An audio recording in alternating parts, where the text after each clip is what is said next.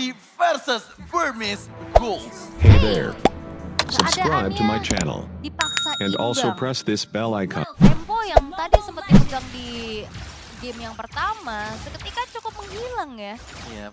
Sekarang Marky dengan Guinevere. Oke. Ini sedikit berbeda dengan dua hero yang dipakai di awal ya, karena Guinevere nggak punya durabilitas dibandingkan dengan hero yang kebal seperti misal Akai atau Baxia. Ya, bisa jadi PR juga Joy, nanti siapa yang nangkep nih? Ya nggak ada sisi pasti juga ya sebenarnya untuk efek suppress.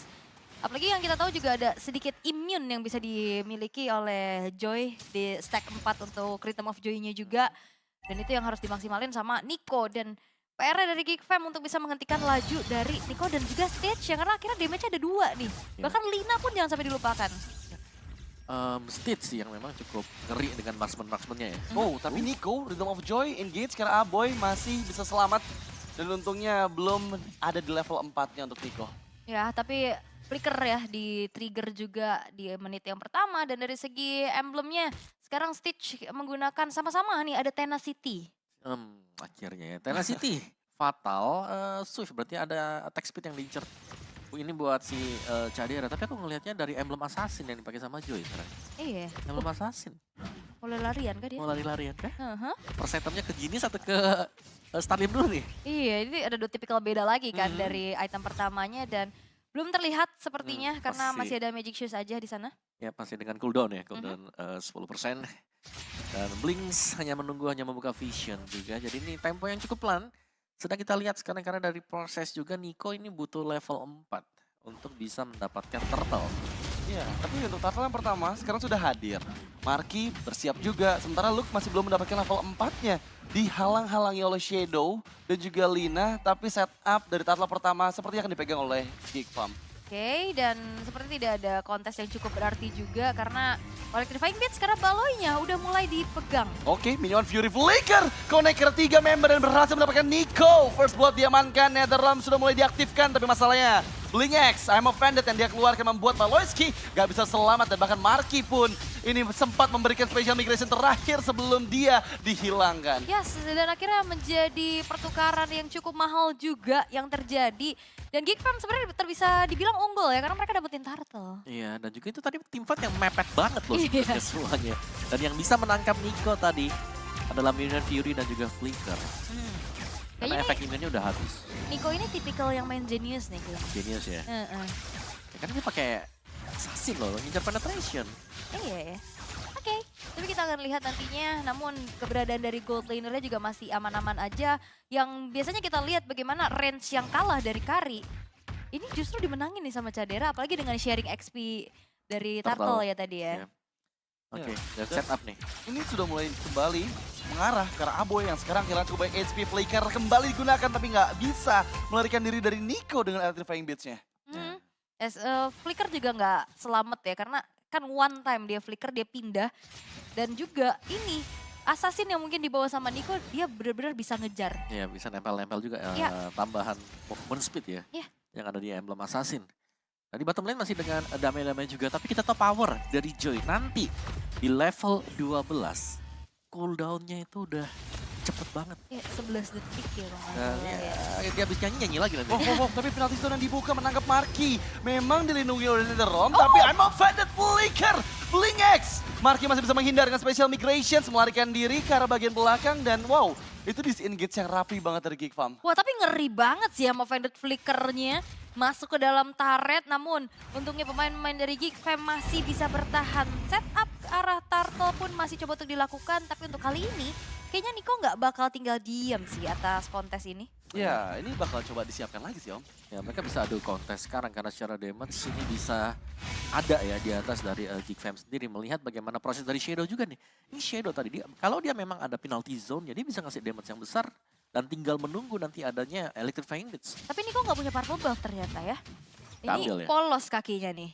Iya, tadi memang inisiasi dari Marky berhasil, tapi Aboy menerima lagi Pokemon damage yang cukup masif, menghindar, Shadow Stampede digunakan, menarik Blink X ke dalam area jungle, dan bahkan Blink X akan coba di all-in, melarikan diri sama Offended dan juga kopian dari Netherrealm, tapi lihat penalty zone yang dibuka oleh Shadow, menangkap 3 member, Luke sempat untuk Bravos Fighter, tapi Aboy yang dituju one last hit, mendapatkan trading 1 untuk 1. Wah, tengahnya dipaksa ternyata bawahnya juga udah mulai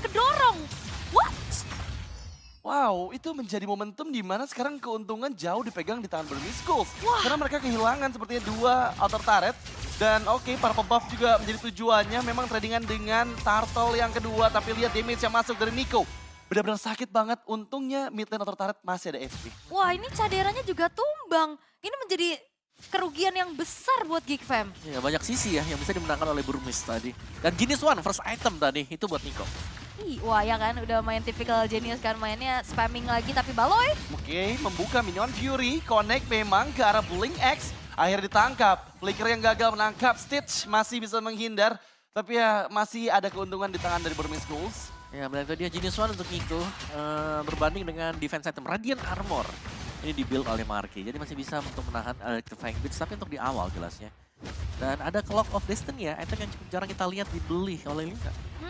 Tergantung kondisi biasanya Kondisinya ya. betul. Dalam case-nya beberapa juga yang punya Clock of Destiny masih bisa memenangkan dari segi damage-nya. Tapi ini banyak sisi banget yang dimenangkan sama Geek Fam, tapi Stitch-nya dikejar. Ya, mencoba melarikan diri, backupan memang datang, malah membuat Marky yang ditangkap oleh Burmese Skulls. Waduh, ini entah kenapa dari domino efeknya kerasa banget ya. Kayak mistake-nya chaining terus-terusan. 1-2 move yang akhirnya bisa dimanfaatkan oleh Burmese.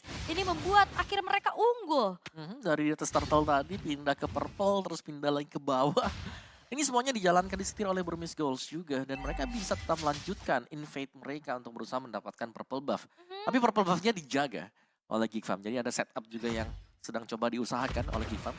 Wow, tapi ini masalahnya bahaya banget loh. Udah mempersiapkan ambush di masing-masing timnya. Semak-semak yang cukup angker, tapi Luke membuka berapa fighternya, menerima cukup banyak pokoknya damage. Netherrealm memang diaktifkan, tapi Luke keluar dari area Netherrealm dan bahkan Luke terpanis. Penalty zone Shadow menangkap 2 member di sana. Geek Fam masih bisa melarikan diri. Wah, ini kelihatan Geek Fam seperti mereka terhipnotis dengan adanya gameplay yang dipaksa sama Burmese Goals. Mereka dipaksa fight dan akhirnya lini lainnya terbengkalai. Ya, dan bahkan Nico tadi di posisi yang berbeda itu belum join tim fight sama sekali. Untuk second item, Holy Crystal bagi Nico akan menambah lagi perihnya Electrifying Blitz. Wow, tapi lihat Marky tertangkap yang mau Vanded Flicker. Dan itu berbahaya banget karena masih ada Revenge Strike yang connect ke arah tubuh dari Marky di waktu yang bersamaan dengan Turtle ketiga yang sudah ada Baloyski yang akan ditangkap Flicker untuk defensif. Yap, wah ini informasi banget sih. Baloynya nggak ada flicker dan juga Markinya dalam keadaan harus pulang dulu. Dan kesempatan untuk Burmese Goals bisa mendapatkan turtle tanpa adanya kontes yang dilakukan oleh Geek. Ya, ini benar-benar untung banget loh dari segi objektif. Semua dimenangkan oleh Burmese. Setidaknya nih ya, ada pertukaran lah buat Geek Fam. Mereka bisa dapetin bottom taratnya dulu. Tapi ini masih di awal dan ini nggak boleh berlanjut terus bagi Geek Fam. Mereka nggak boleh membiarkan team fight selalu dimenangkan Burmese. Ya ini bahaya kan, dari tadi ini bakal jadi domino effect yang berat gitu. Harus dihentikan secepat mungkin. Apalagi keberadaan dari Cadera juga dalam tidak baik-baik saja. Sebagai tulang punggung damage nantinya di late game. Untuk bisa memporak-porandakan frontliner dari Burmese. Ini udah tumbang 1 kali. Ya, apalagi lebih konstan sebenarnya damage dari Stitch. Dengan range yang jauh, volley shotnya ini yang bakal bisa... Ya, damage-nya bakal terakumulasi secara terus-menerus, masih ada worthy-nya. Betul, dan susahnya kalau misalkan dari Cadera ini nggak punya speedy light wheel, powernya tuh hilangnya parah. Ngandelin basic attack tuh nggak bisa kayaknya, susah banget. Beda sama Stitch yang bisa mainin pasif dari volley shotnya. Ya, dan juga basic attack ini bakal tertutup dengan 2 dominance ice yang sudah dipegang tadi. Wow, itu akan cukup merepotkan pastinya. Tapi sekarang Purple Buff, ini tadi yang kira bakal dikontes ya, karena Shadow sudah membuka visions-nya. Geek Fam dicoba mempertahankan inner turret bottom lane, tapi Worldy membuat Baloyski kehilangan cukup banyak HP. Dan di sisi lain, ini seorang diri Nico mengontrol lane jauh dari Geek Fam. Ya ini Nico-nya jalanin lane jauhnya dan sedangkan gak ada yang bisa mirror hal tersebut dari Geek Fam. Iya, ini bakal, sudahnya buat Geek Fam mereka memang fokus orientednya ada di team fight. Yap. Jadi untuk split seperti yang dilakukan oleh Nico, ini untuk milih siapa yang harus menjaganya agak sulit seharusnya. Ini maksa bawah banget nih kayaknya dari Burmese. Kayaknya sih bakal bisa didapatkan ya, karena terlalu risky juga. Shadow membuka penalty zone, Netherrealm berhasil dihancurkan, Netherrealm yang diaktifkan, tapi Shadow tereksekusi. Backupan memang ada, tapi masalahnya bagian atas juga. Nico berhasil mendapatkan inner turret lainnya. Iya, pertukaran Shadow ini menjadi tidak sia-sia ya, bahkan menjadi keuntungan yang besar buat Burmese Goals karena 2 inner turretnya hancur. Dan ya memang turret gak akan bisa tumbuh lagi dan Shadow 10 detik bakal muncul. Dan Ya, memang Shadow Dukman juga. Tapi lihat berapa banyak source juga yang harus dijaga untuk menjaga dia sendiri tadi. Banyak yang harus dibuang oleh Geek Fam untuk bisa mengembangkan Shadow. Oke, Lordnya bakal ditarik terlebih dahulu ke area sisi dari Geek Fam. Sedangkan Niko-nya udah mulai sneaky-peeky di area rerumputan. Mencari informasi dari Blinks-nya menjadi garda terdepan pula. Dan Stitch sekarang sudah memegang ke arah orange buff. Tapi Lordnya di reset. Ya itu bakal cukup beresiko sih. Lihat perbedaan dua level antara Marky dan juga Nico. Dan Malayuski tertangkap Hamo Vended di all in sudah. Flicker untuk defensif tapi Marky pun demikian. Mencoba melarikan diri tapi sepertinya nggak bisa selamat Marky. Dan sekarang kehilangan jungler membuat Burmese Ghouls mendapatkan Lord yang pertama. Ini mereka tahu momentum di saat caderanya muncul di bawah ya. Itu mereka langsung nyepetin ke arah Lordnya juga dan akhirnya nggak jadi keuntungan karena caderanya pun nggak dapetin inner turret. Ya, dan Marky yang tumbang tadi. Dan Baloyski yang sebenarnya diinisiasikan masih sempat untuk kabur. Tapi yang jatuh korban junglernya dan I'm offended. Wah, Wow, itu damage Nico! sakit banget. Bahkan look, berusaha menghindar tapi masih bisa terkena efek dari volley shot Nico. One last hit, masih bisa selamat. Baloyski membuka minion Fury juga Netherrealm yang diaktifkan. Tapi sangat disayangkan belum ada member dari Burmese Ghouls yang didapatkan. waduh, looknya hilang, Lordnya masih bisa jalan di arah atas. Bahkan hanya ada satu turret aja yang bisa ditabung sama Geek Fam. Seperti apa dari gameplay yang harus bisa dimaksimalin sama Geek Fam? Karena dari tadi mereka kebawa terus. Ya, Apa yang disajikan sama Burmese. Dan bahkan Niko-nya udah punya Holy Wings. Jadi benar-benar kuat banget ya untuk bisa melakukan hal tersebut. Tapi kali ini untuk Burmese Ghouls mereka tinggal nabrak juga. Satu hal yang pasti, ini kalau ditabrak Burmese Ghouls, peluang mereka untuk menang itu sangat-sangat besar sekali. Ya, tapi sekarang dengan Lord yang pertama bahkan lagi-lagi Nico mengacak-ngacak masuk seorang diri. Electrifying Beats memang udah nggak ada dan Balowski sudah mendapatkan Athena Shield-nya tapi masih ada Super Wave Minion di bagian mid lane dan juga bottom lane-nya nih. Dan Iya. dua base turret sepertinya dihancurkan. Semahal itu first pick buat Bruno ya. Impact-nya sangat-sangat luar biasa dan unfair ya. Lagi-lagi penalti Blaker Shadow. Menangkap dua member. Netherrealm memang diaktifkan tapi di copy juga dengan Lina dan bahkan sekarang dengan Balowski. Bersama dengan Shadow, 3 base turret dihancurkan, tapi lihat Stitch terlalu maju, akhirnya terlalu greedy membuat dia dipanis dengan double kill oleh Cadera. Dan Blink X, one last hit, triple kill from Cadera, membalikan keadaan. Yup, ya ini dia. Sebuah pertukaran yang akhirnya menjadi keuntungan untuk Geek Fam. Walaupun sebenarnya kalau ngeliat dari base turret yang terbuka, Burmese Ghouls ini hanya butuh bantuan Lord aja tadi. Mana? 3 base turret sudah hancur. Banyak yang harus dibayarkan oleh Geek tadi ya. Iya. Tumbangnya 3, ditukarkan dengan 3 base start mereka yang juga harus hilang. Sementara item-item dari Nico juga ini sudah mulai terkumpul lagi. Dan semakin perih jelas untuk Nico yang bisa mengejar. Sementara Cak Dera tadi. Yep. Itu adalah positioning yang menurutku harus dilakukan secara terus-menerus. Jaga positioning di belakang, free hit, free shot. Masih ada chance untuk Geek Fam.